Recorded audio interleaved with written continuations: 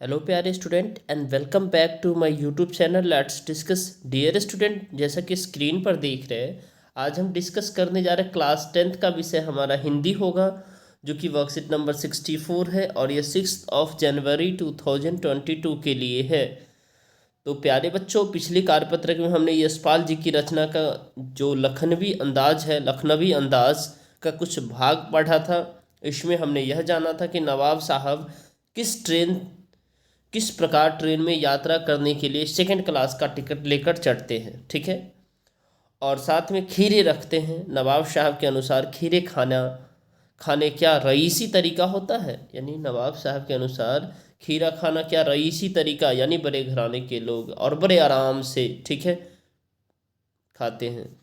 महसूस कराया। आज हम उनके आगे के भाग का अध्ययन करेंगे और जानेंगे कि आगे की यात्रा में क्या हुआ, ठीक है।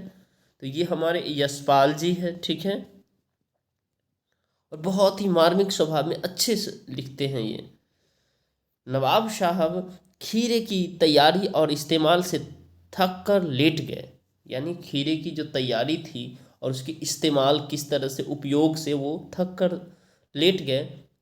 हमें तस्लीम में सिर थम कर लेना पड़ा। यह है खानदानी तहजीब, नफासत और नजाकत। हम गौर कर रहे थे खीरा इस्तेमाल करने के इस तरीके को खीरे की सुगंध और स्वाद की कल्पना से संतुष्ट होने का सूक्ष्म, नफीस या एब्स्ट्रैक्ट तरीका जरूर कहा जा सकता है, ठीक है।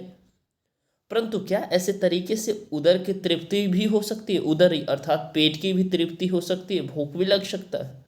नवाब साहब की ओर से भरे पेट के ऊंचे ढकार का शब्द सुनाई दिया, यानी ढकार का शब्द, यानी खा लेने के बाद जब ढकारे आती है तो उसी शब्द जो खाए हुए चीज होता उसी की जो ना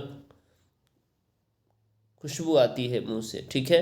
नवाब साहब ने हमारी ओर देख कर कह दिया, खीरा लजीज होता है। ओहो, और कह दे, जो खीरा लजीज होता है, खीरा तो और भी बहुत ही अच्छा होता है, लाजवाब होता है, लेकिन होता है शकील, नामुरदाद, मैदे पर बोझ डाल देते हैं। ज्ञान चक्षु खुल गया, पहचाना ये है नई कहानी के लेखक। खीरे की सुगंध और स्वाद की कल्पना से पेट भर जाने का डकार आ रहा है। अर्थात यहाँ पे लेखक खुद कह रहे हैं, जो खीरे की जो स्वाद है, ठीक है, टेस्ट है और खुशबू है, सुगंध है, उससे ही उनका जो है ना लग रहा डकार आ रहा है और वो क्या है, पेट भर जा रहा है। तो बिना विचार, घटना और पात्रों के लेखक की इच्छा मात्र ये नहीं कहानी क्यों नहीं बनी सकती। चलिए अब डियर स्टूडेंट, इसमें कुछ प्रश्न हैं। प्यारे बच्चों, उपयुक्त गद्यांश को पढ़ने के पश्चात यह जानने का प्रयास करते हैं कि इसमें हमने क्या सीखा है। तो चलिए इसी परिप्रेक्ष्य में हमने जो सीखा है, ये सभी 5 प्रश्न का एक एक करके हम उत्तर देखते हैं। और ये गतिविधि बहुत ही आसान है जो कि आप कर लेंगे। प्रश्न पहला है, नवाब साहब क्यों लेट गए? नवाब साहब की तैयारी इस्तेमाल से थक कर लेट गए, ठीक है। क्वेश्चन नंबर हमारा सेकेंड है, उदर की तृप्ति कैसी होती है? तो उदर की तृप्ति लजीज भोजन से होती है, यानी अच्छे भोजन को देखने से, ठीक है। डकार डकार की आवाज कब सुनाई पड़ती है? डकार की आवाज पेट भरने पर सुनाई देती है।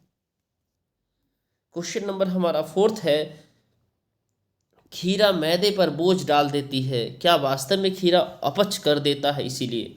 नहीं, वास्तव में अपच नहीं करता। खीरा अक्सर सलाद में प्रयुक्त होता है। सलाद में अक्सर ऐसे ही खाद्य पदार्थ प्रयुक्त किए जाते हैं जो अपच नहीं करते, जो हो आसानी से हजम हो जाते हैं।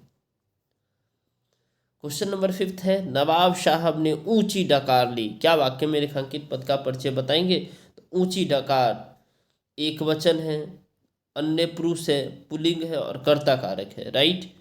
और ऊंची क्रिया विशेषण है, एक वचन है और स्त्रीलिंग है। लगता है प्यारे स्टूडेंट ये वर्कशीट आपके लिए हेल्पफुल है, तो इसे ज़रूर लाइक करें। चैनल पे नए हैं तो चैनल को सब्सक्राइब करें और वीडियो को शेयर कर दीजिए, ठीक है।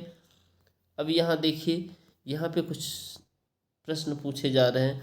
खाद्य पदार्थ के संबंध में बहुत सी मान्यताएं हैं जो आपके क्षेत्र में प्रचलित होगी, उनके बारे में आप अपने परिवार में चर्चा की करके लिखिए। ठीक है, जो खाद्य पदार्थ जो जैसे रोटी हो गया, दाल हो गया, ठीक है, जो भी आपको लगता है वो सब के बारे में लिख सकते हैं। ठीक है, चलिए फिर मिलते हैं अगले अपडेट के साथ। तब तक के लिए bye bye, take care, have a nice day.